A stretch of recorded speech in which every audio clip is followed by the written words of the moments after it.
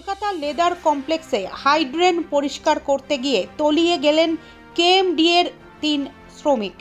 ট্যানারির নোংরা পরিষ্কার করতে নেমে প্রথমে একজন তলিয়ে যান।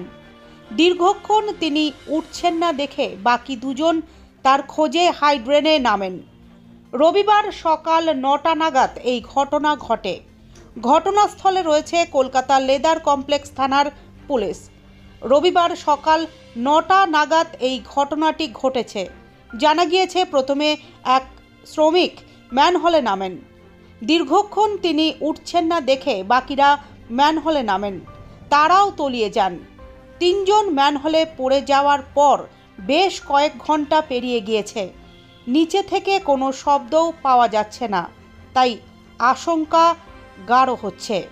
কিন্তু আশা ছাড়ছেন না কেউ, তাই জোর কদমে উদ্ধার কার্য চলছে। ইতিমধ্যেই উদ্ধার কার্য শুরু হয়ে গিয়েছে, কিন্তু উদ্ধার কার্য চালাতে সমস্যা হচ্ছে, কারণ যে ম্যানহোলে তলিয়ে গিয়েছেন 3 শ্রমিক সেটি প্রায় 10 ফুট গভীর। পাশাপাশি বিভিন্ন রাসায়নিকের তীব্র দুর্গন্ধ ভেসে আসছে। বিষাক্ত গ্যাসও থাকতে পারে বলে আশঙ্কা করা হচ্ছে। তাই উদ্ধার কার্য চালাতে বেগ পেতে হচ্ছে পুলিশকে।